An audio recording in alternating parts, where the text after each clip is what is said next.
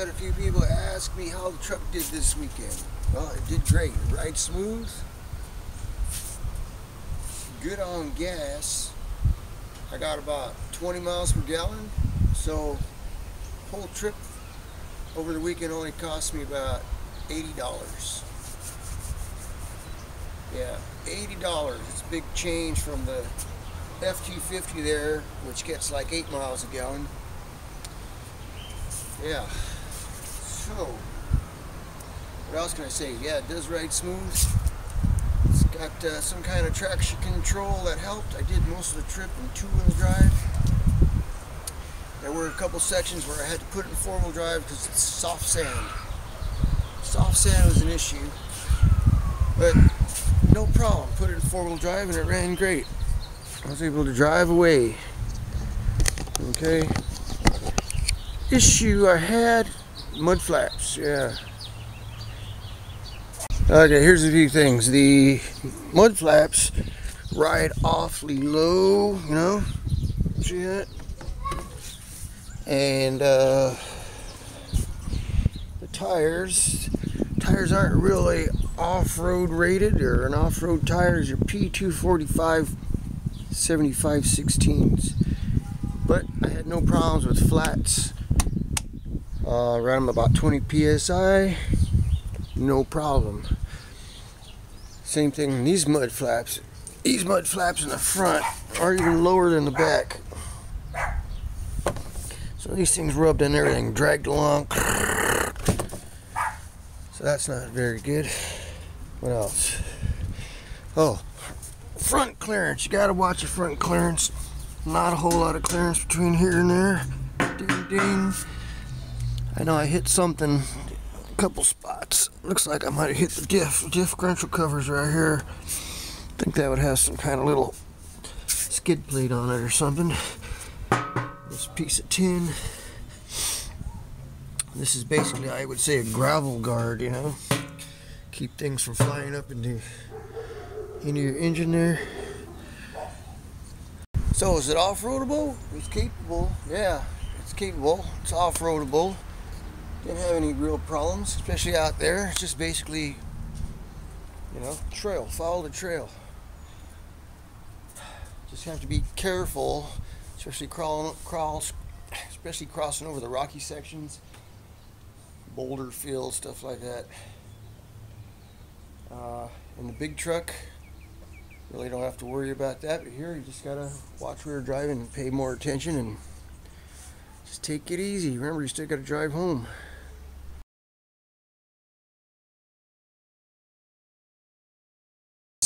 So late, I wish I would have gotten here a lot earlier. It's already 3:15, 3:20. I got a ways to go. Like I said, I'm just out here cruising along, sightseeing, testing out the truck. It's in 2-wheel drive. I haven't aired down the tires or anything. I was kind of wondering, if I do air down the tires, is this thing going to set some kind of alarm off? You know, the low pressure tire warning signal or something? I haven't read the book yet. I guess we'll find out. But it's hot out here. Perfect for a cold beer, yeah. Anyways, proper off-road etiquette. If you open a gate, make sure you close the gate.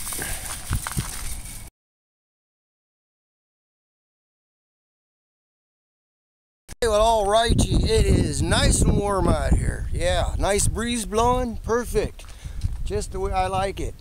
Have a little fun in the sun, you know. I am out. I believe this is Mannix Wash, and it's part of the Mojave Trail, Mojave Road. And I'm just heading on down, following the wash, down to the Mojave River, the dry Mojave River. Okay, it's basically a sand wash this time of year. Still got in 2-wheel drive. I stopped here to air down my tires. Now these tires are passenger car tires. How do I know? Because if you read the sidewall, it's a P. They're P245s, I think, 17s or 16s. Dunlop Grand Treks. So we'll see how they'll do. Many times I've taken this route, but I've never seen anybody on this trail. I've run into people at the beginning out there by the highway. They're either coming or going, but actually out here, nope. Hey, this engine sure is noisy. Is it supposed to be that noisy? Sounds like a sewing machine.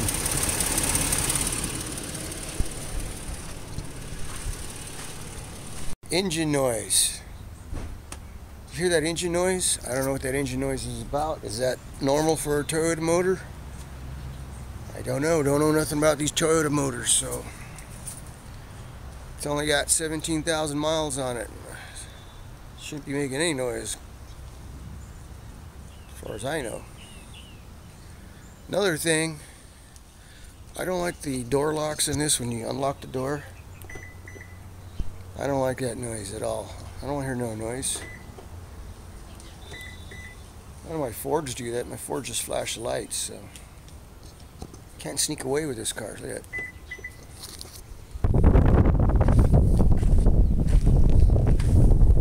Wind's picking up. I hope you can hear me.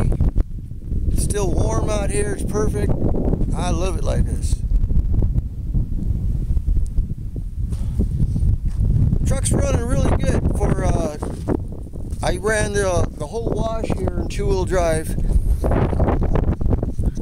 There were some sections there where it started bogging, but I guess the traction control kicked in, and it's a electronic limited slip.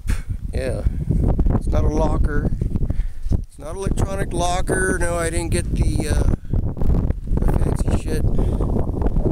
But heck, come down this road, some pretty soft sand, no problem. Little wheel spin. I've been out here in springtime, way out past the canyon, and there's usually puddles of water after a good rain, after a good winter. I don't think we've had a good rain though in a while. So, okay, I think I'm gonna go a little further down and see how far the water's running. Yeah. Curiosity, you know. Curiosity killed the cat. But I definitely don't have to worry about fuel with this truck. That's a plus there. It's a plus, yeah. It's a plus. I would like, instead of that traction control, I would like just a standard Detroit locker in the rear. Don't got to worry about it. I don't know how tall people sit in here. Yeah, there's not as much leg room in here as in my Bronco or the F-250. And I'm not a tall person. I'm only like 5'6". I don't know how a 6-footer sits in here. The seats are awfully low, so you're kind of sitting in the rear back seat. There's not a whole lot of room. I mean, this is what I take to work every day for lunch, and it barely fits in there, and that's with the passenger seat all the way forward. Not a whole lot of room. Yeah. And this carpeting, I don't know. Not the greatest carpeting. Feels more like fuzzy cardboard.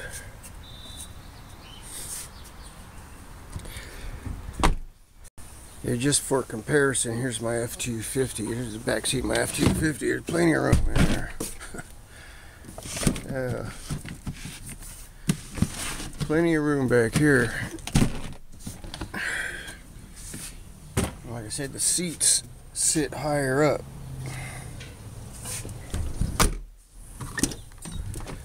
Yeah, the seats are much higher off the ground here, so it's like basically sitting in a chair. Whereas sitting in those chairs over there. So anyway, for what I call out of the box 4-wheel drive, it worked great. It's not the TRD package or anything like that, so, or off-road package. Did I need it? No, I don't think I did. Unless you're gonna do some kind of extreme driving, I just basically cruise along. As you can see, the gas tank, I think it's plastic. There's no There's no skid plate or anything. There's no protection. Let's put it that way. No protection on it at all. What else you got here? The muffler. This crossover pipe right here. Ow. Right here, sure to sit awfully low. I can see that getting bashed in off-roading real easy.